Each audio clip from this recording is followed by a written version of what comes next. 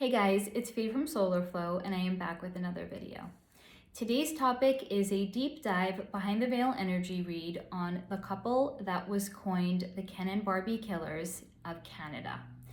This is a woman by the name of Karla Homolka and her then husband Paul Bernardo, who had killed 3 women, including Karla's younger sister, between 1990 and 1992. So if you would like to understand their independent energetic blueprint, as well as the components that brought these two together and what their dynamic was behind the veil, as well as what led to the demise in this relationship, and the eventual conviction of Paul, and what was coined the deal with the devil with Karla, then stick around. And if not, I will catch you at another video. So just a reminder or it's not a reminder if you're new here. I'm just going to take a moment to introduce myself if you are new here. Hi, my name is Faye. I am an energy reader. I am a channeler, a medium, an astral traveler, and remote viewer. And I specialize in doing these behind the veil videos where we explore topics with things that we can see on our 3-dimensional eyes, but in exploring what is going on behind the veil with those occurrences. So if this esoteric stuff sounds like your vibe, please subscribe. And for everybody else that is not new here, I am just going to remind you that I do not channel my videos while I am recording. I channel them in advance and I take copious notes. So I will probably be referring to my notebook from time to time because a lot of information came in and I want to make sure that I don't leave anything out. All right, so let's dive in.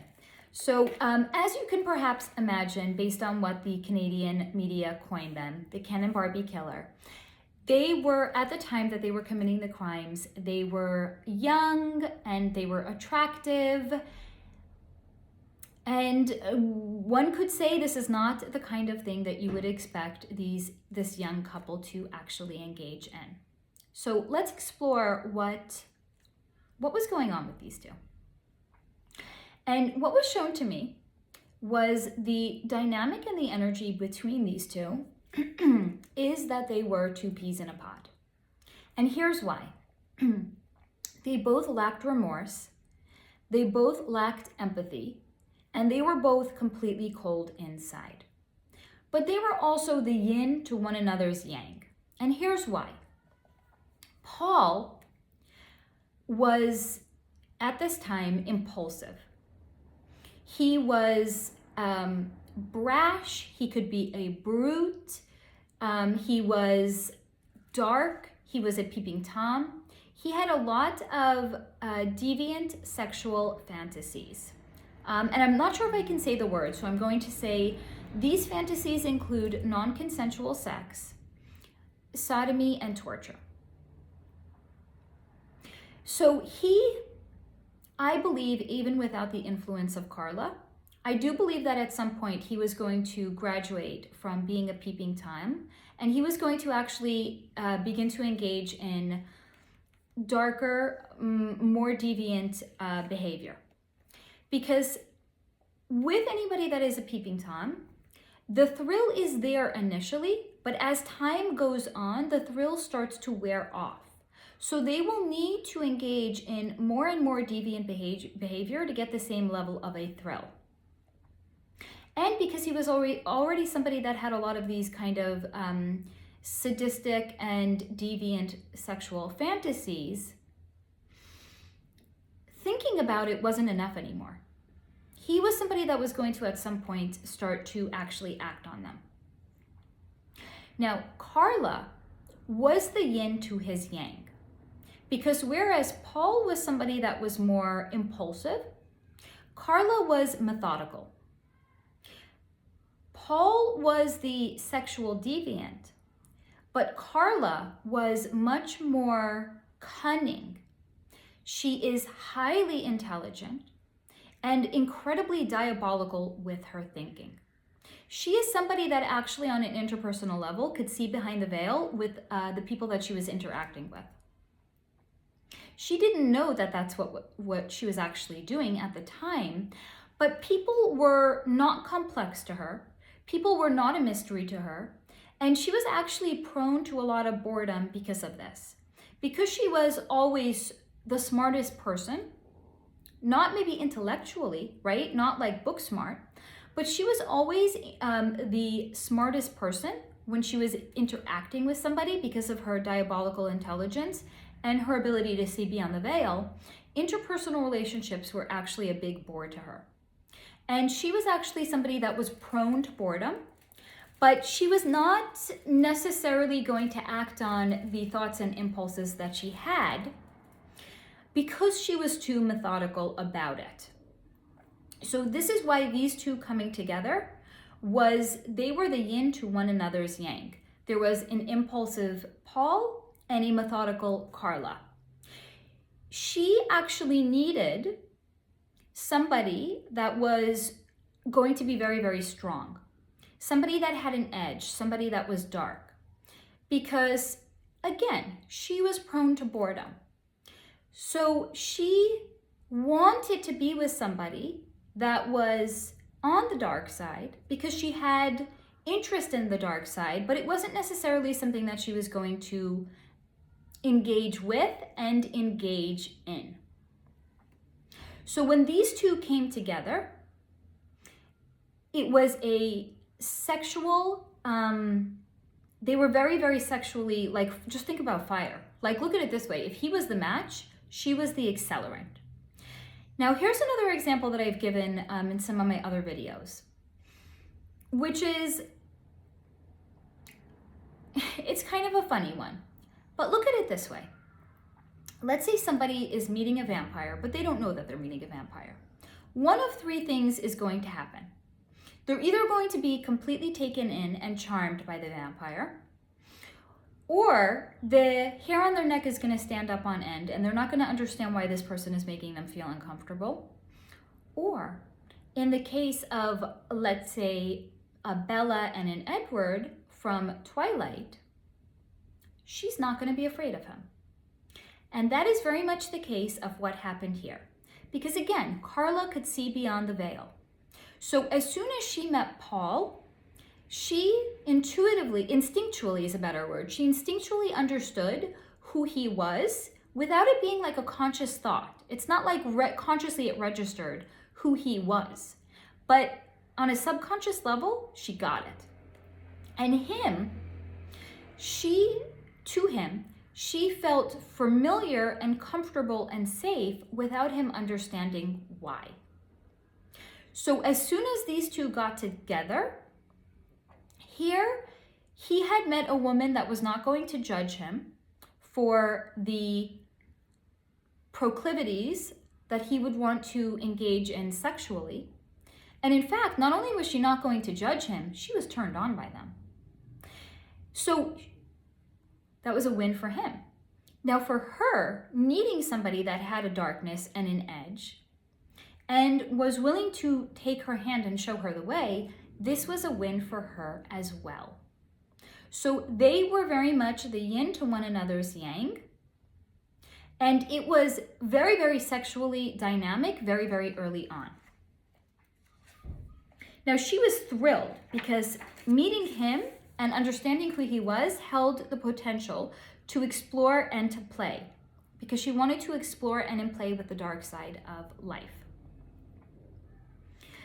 And what actually happened, look at it this way, because my notes are going to say it better than anything I'm going to try to say right now and try to be clever. What happens when you finally meet your match? When you meet your equal part. It is the one that you can most be yourself with, and that is incredibly alluring and attractive. And they were the flame to fulfill one another's desires. But they did it all too soon. And look at it this way. Imagine, if you will, there's a couple that are invited to a dinner party. But they show up ravenous. And this is a 6-course meal. It's with a 5-star Michelin rated chef. It is the most exquisite, delectable cuisine that they had ever seen. But they showed up too hungry. So they blow their appetite on the first course, and then for the remainder of the other courses, they are holding their stomachs, feeling foolish that they had eaten too much too soon, and not able to participate and enjoy in all of those other courses that came thereafter. That is what happened to Karla and Paul, because they finally met their equal. So they were fulfilling one another's fantasies, whatever they were, without judgment. So she got to explore the fantasies that she had. And I saw for some reason I saw knives. Knives were involved. So she liked it when she liked to play with knives or have him play with knives. She also had the non-consensual sexual fantasies, which she was happy that Paul would engage with her. So they fulfilled one another's fantasies, but they did too much too soon. Again, it was a very highly sexually combustible relationship. And because they had finally met their equal, the one that they could most be themselves with, the one that would not judge them, but in fact relish in the fact that they were compatible and simpatico with their sexual desires and their sexual deviances, the flame was big and explosive at first, but it burned out too soon. But what was the glue in keeping these two together? Was exactly what led to the flame burning out too soon. It was the fact that they understood. She was younger than him. I think she was, I don't know, maybe 20 at the time. He was like in his mid-20s, but she understood. Let's go to him for a moment.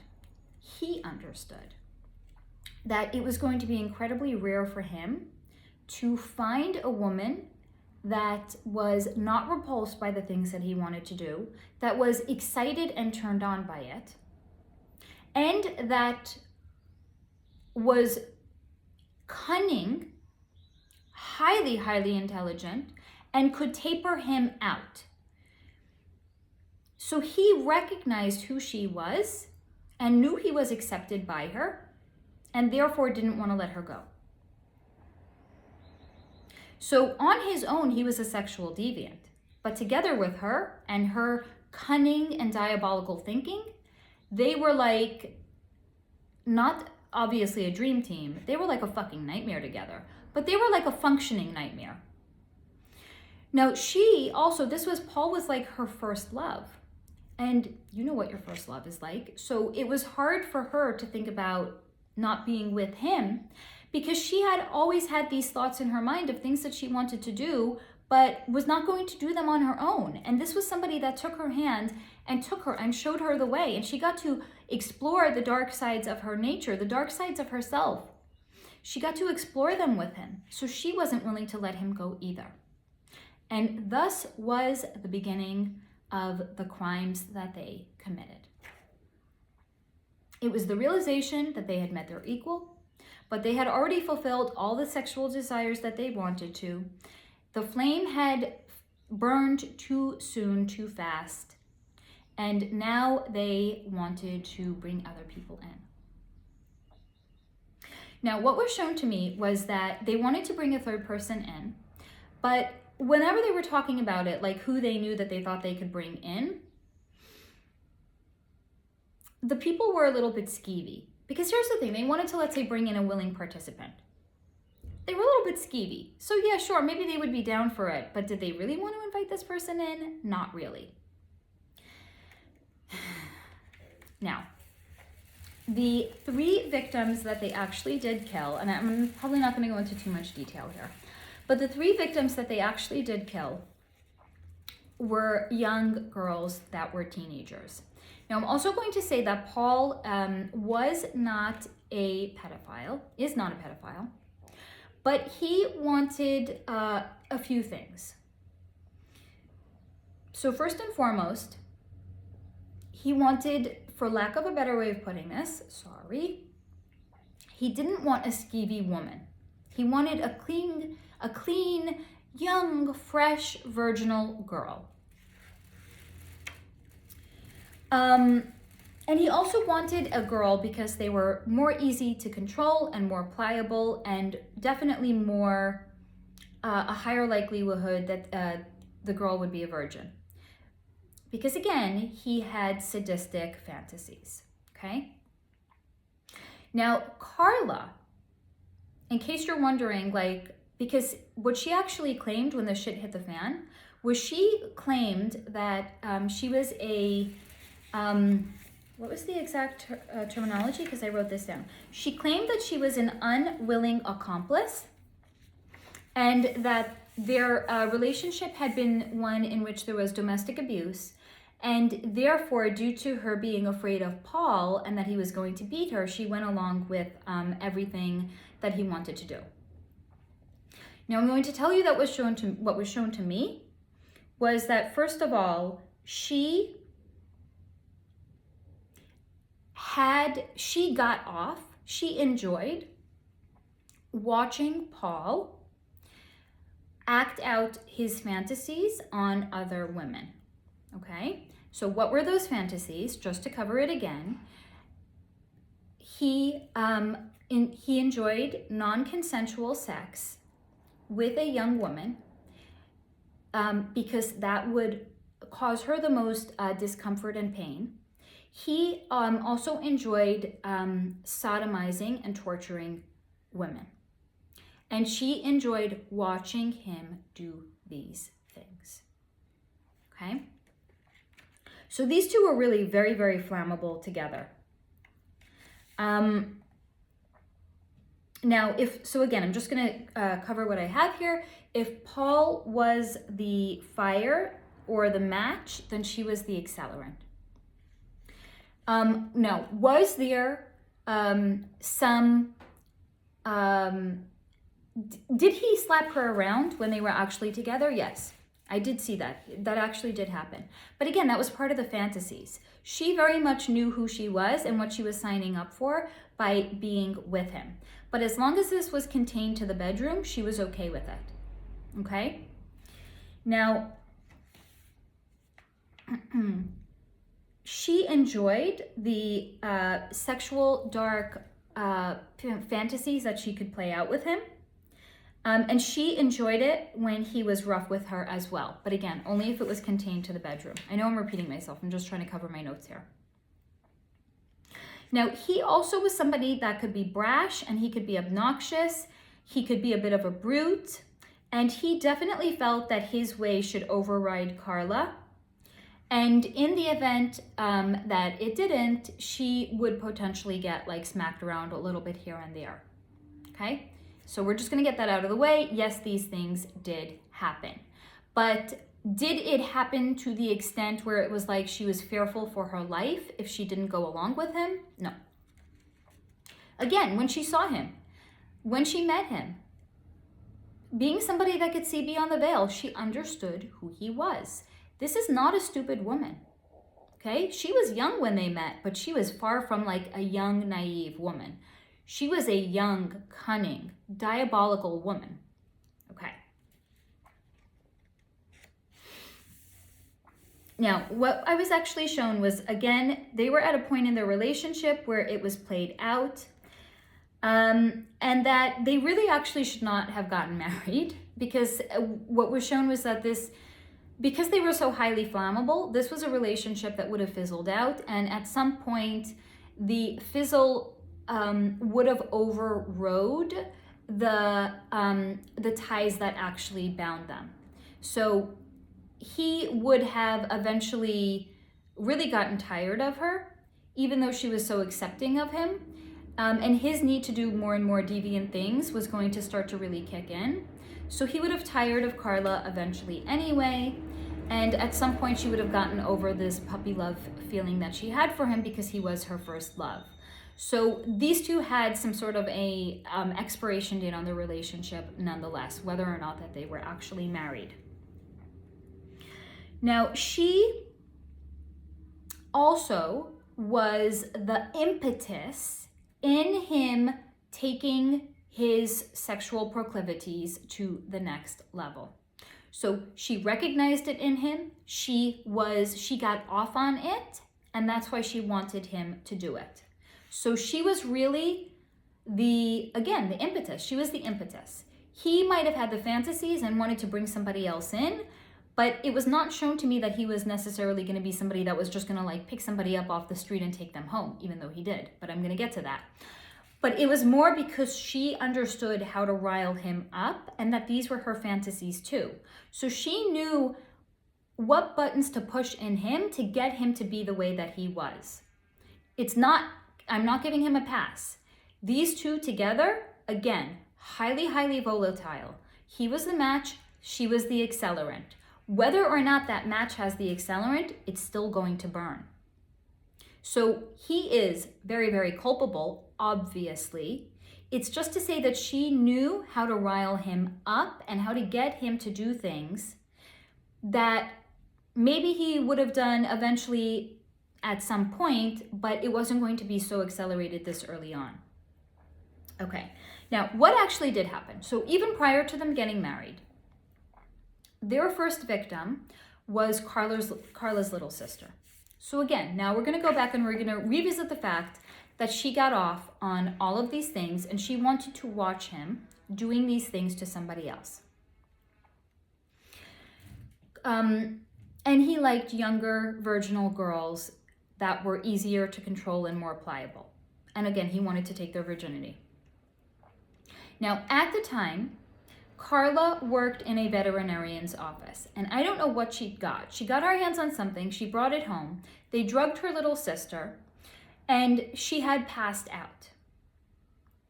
But Karla didn't know how much to give her sister. She didn't give her enough. So very early on, at the point of Paul penetrating, non-consensually, her sister started to wake up. So they had to stop. But that action was the very, very first domino that fell. And once that domino falls, you can't pick it back up because it's already started a chain reaction. At this point, there was no way for these two to stop doing what they had already started. They could have picked up that very first domino, but the other ones were falling already. So they wanted to see this through to its completion. So on, I think I had, because here's the thing, I channeled this. There's no way I was going to remember like dates and ages and names and things like that. So I did actually look this up and write it down. I believe it was actually Christmas Eve was when they tried this again. And they drugged Karla's sister, who was 16 at the time. And they were able to do more of what they wanted to actually do. But I believe I had read that Karla's little sister had drank that night and she was vomiting because I think it caused like a chemical reaction. She was vomiting while she was unconscious. Now, these two were more concerned with covering up what they had done than they weren't actually taking care of Karla's sister. Again, further evidence of the complete lack of remorse that these two actually had. So they cleaned up the crime scene. I think they even like had done the laundry, they changed her, and then they left her in the basement. They left her in the basement until she was discovered some hours later. Unresponsive. Now, I don't know if she was pronounced dead at home or if it was someplace else, but she died. Okay? And again, she died because these two were more concerned with covering up their crime than they were in actually protecting and keeping. Well, obviously they weren't interested in, Karla wasn't interested in protecting her sister. Her boyfriend, not yet husband, was engaging in non-consensual sex with her sister that she had actually knocked unconscious. So, okay. So this was even before they were married. dominoes continue to fall. Now again, being that Paul had gotten his first taste of what this was like, being that Karla so thoroughly enjoyed him doing it as well, she knew how to rile him up. And their next victim was, I believe, a 14-year-old girl by the name of, let me pull up her name here, Leslie Mahaffey. And what I had read online about her was that she was locked out of her house because she had come home late from her curfew. Paul was driving and he saw this young woman standing on the street. He pulled over. He found a reason to take her home. And then he called Karla and he's like, I've got a girl here. Now they had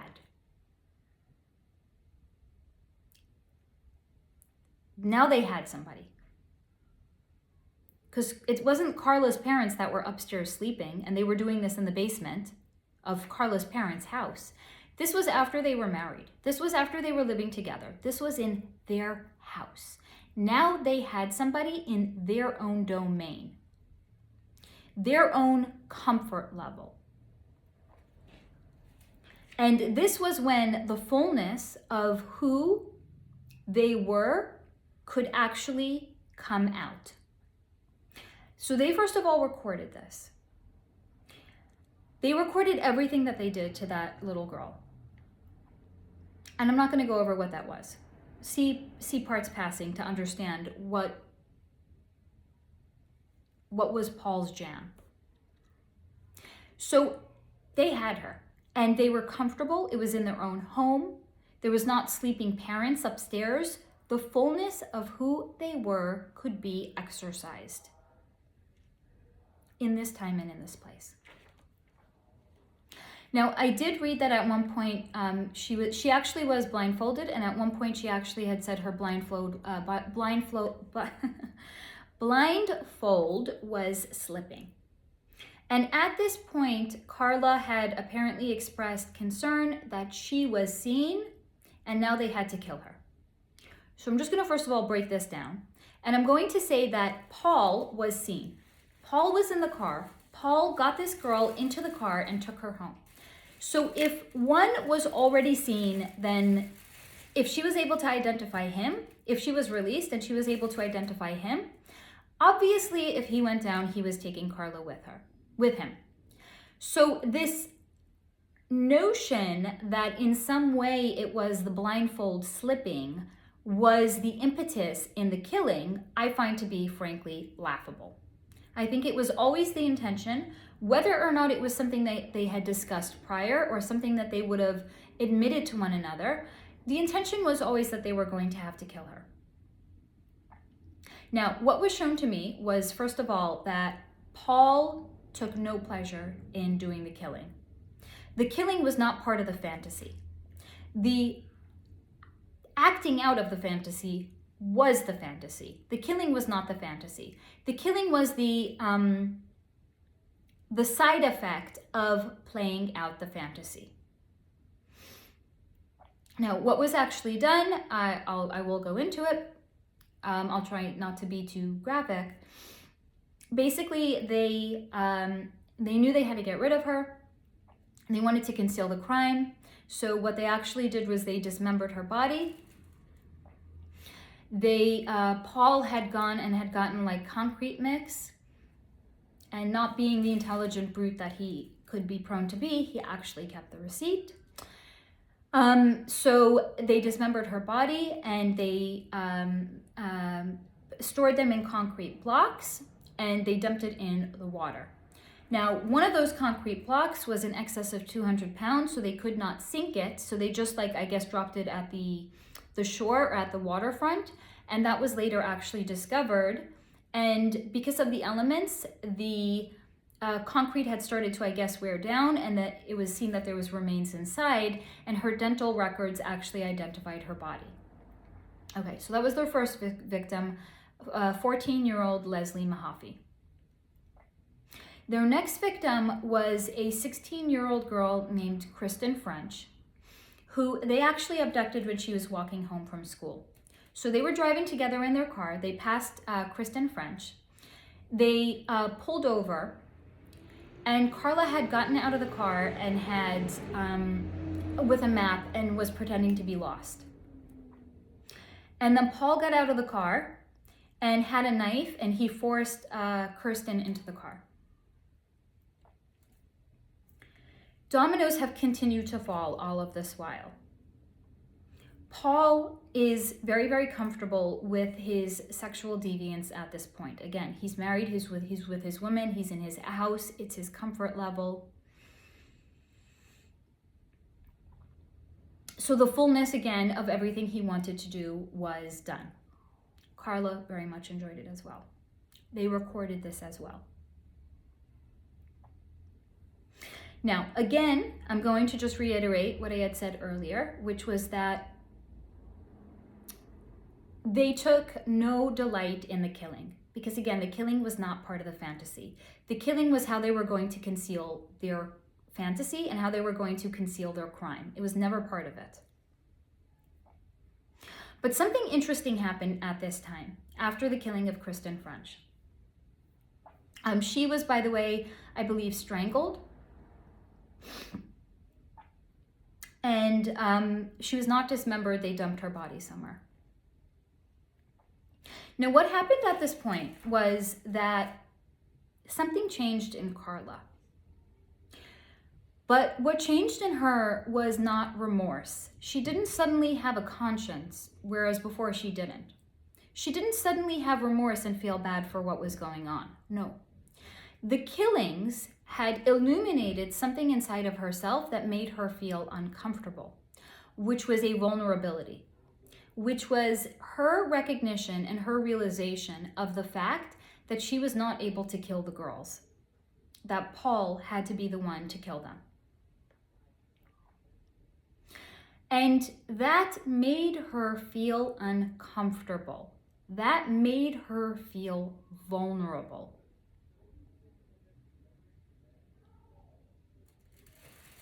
And with that vulnerability was the beginning of the end for this duo.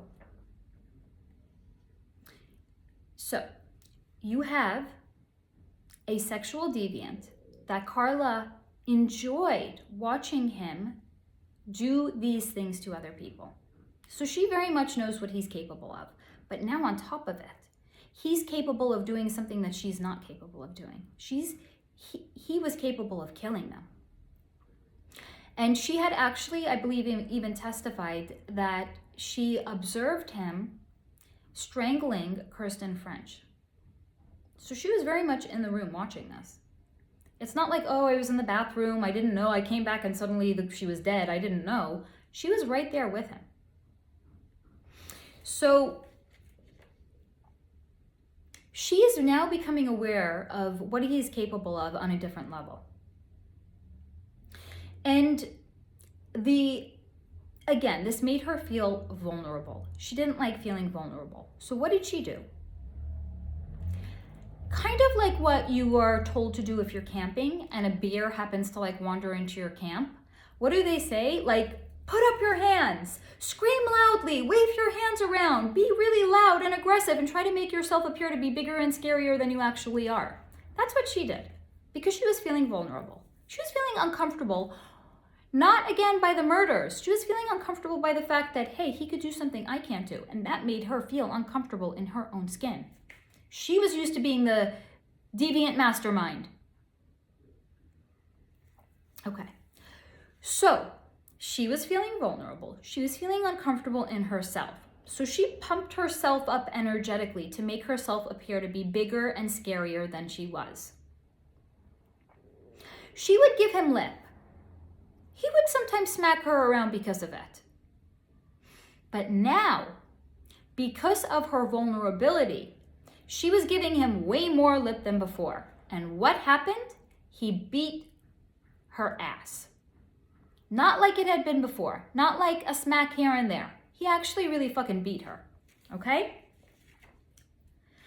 Now, let's see what else I got here. Again, This is to just illuminate the fact that she was very good at goading him on. She knew how to push his buttons, but she was not regulating herself in this time. She was feeling dysregulated and out of control, and therefore she was not regulating herself, and she went too far, pushed his buttons too far, and that's why he beat her ass. Now, she went to the police. Again, I'm going to remind you, this is not a stupid woman. This is a highly intelligent, diabolical woman. So she knew exactly the card that she had to play. She had to be the damsel in distress. Now, as I had said before, Leslie Mahaffey's dental records had positively identified her body. And I didn't actually read up. I wanted to just, I probably should have done that, but I didn't. Ah, well. I just wanted to read up the victims' names and how old they were and I guess what had happened. But I didn't actually read what led, this is so stupid of me. I don't know why I didn't do this. I didn't actually read what led to the apprehension of Paul. Other than I had read that he had kept the receipt from the concrete mix, and that did not bode well for him at the trial because that was evidence connecting him to her, okay? Now, okay, so Karla, not stupid, playing damsel in distress, understood that she was going to have to testify against him, or she was going to go down with the sinking ship that was Paul Bernardo. So she did. Now, she actually cut a deal with the prosecution that she was going to testify against Paul in exchange for receiving a very, very lighter, reduced sentence. I believe she only served 12 years. Now, remember I said that those videos had, there was videos of what was done to Leslie and Kristen?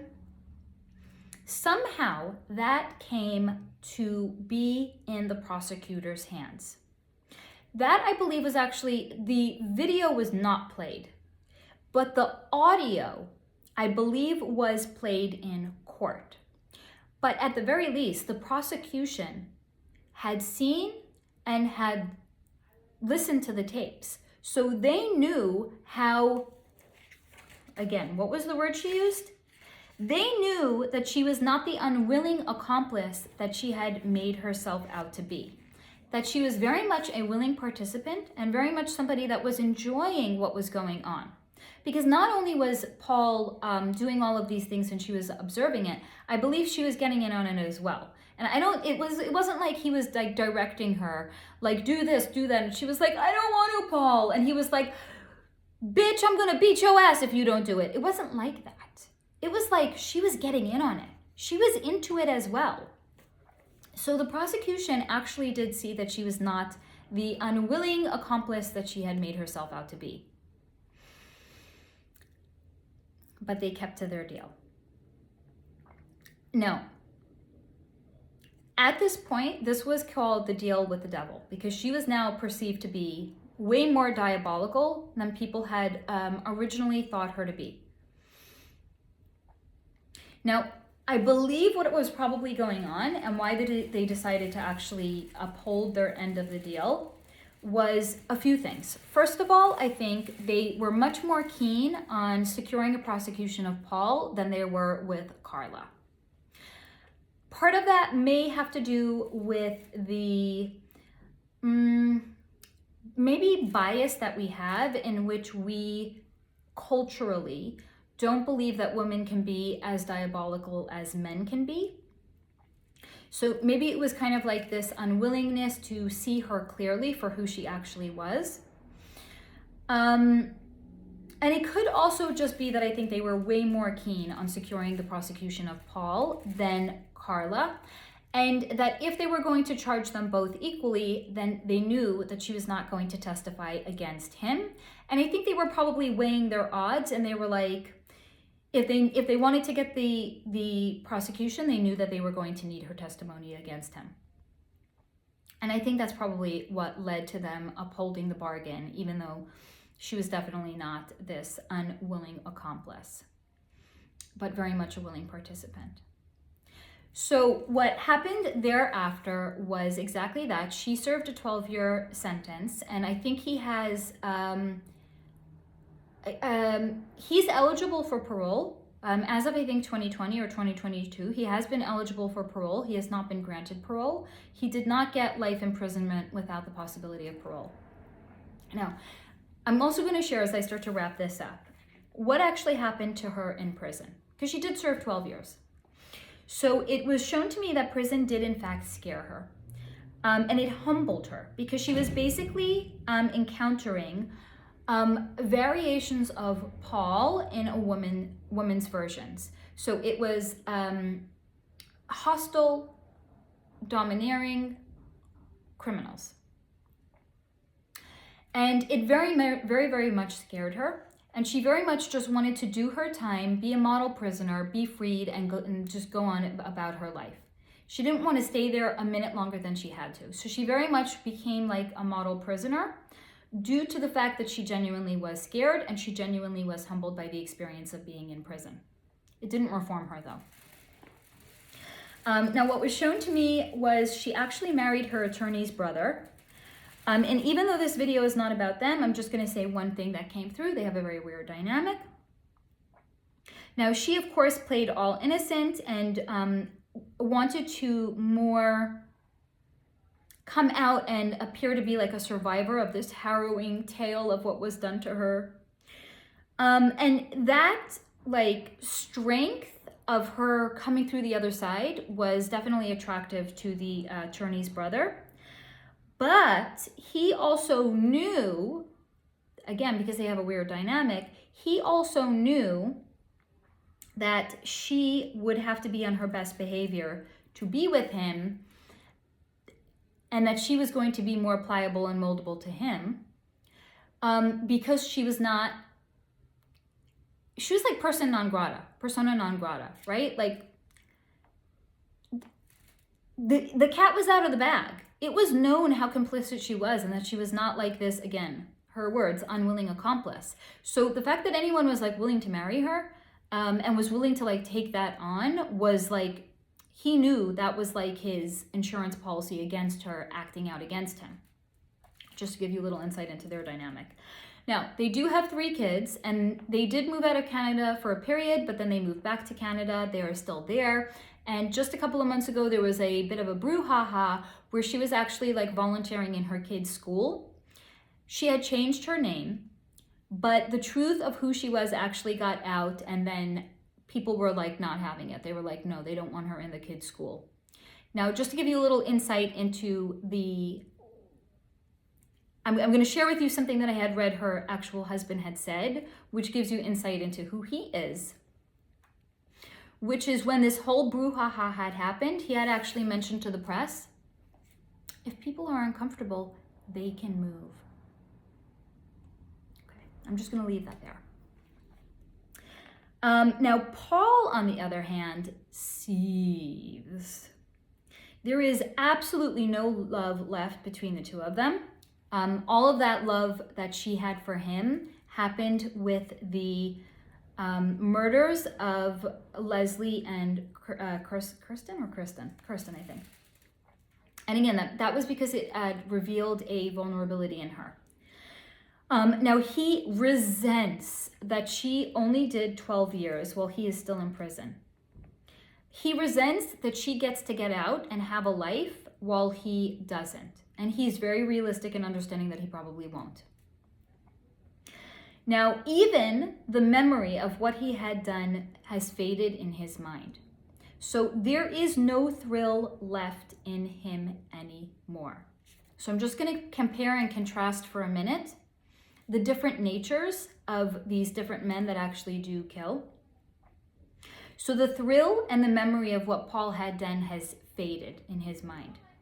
Compare and contrast that to a moment to what I had shared in the Brian Koberger video, which was that he needs nothing any longer. And even him being in prison will never take away the thrill of what he had done and what he had committed.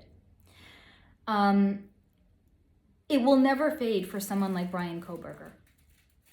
Because for him, it wasn't the sexual act that was important. There was no sexual act that was, done. That wasn't the important component. The killing was the thrill. So for him, he'll always have the memory of the killing, and he'll always be thrilled by it and delight in it. For someone like Paul, again, the murder was the after effect. The murder was not the prime goal. The prime goal was in him having young, pliable girls that he could act his fantasies out on. And in the absence of having that on an ongoing basis, he has nothing left, right? Again, go back to what I had said at the beginning of the video. This is somebody that was going to have to do this on an ongoing basis. He was somebody that was going to graduate with or without a Karla. He was going to graduate to acting out his sexually deviant fantasies, because the thrill would disappear with everything that he did. And just like with him, the thrill disappeared by being a peeping Tom.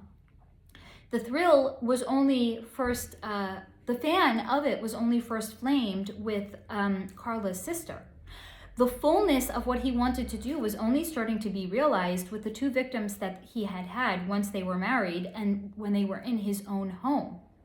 So this is somebody that, in my opinion, would have gone on to do this until he was apprehended. Again, with or without a Karla goading him on, with or without a Karla lighting him up.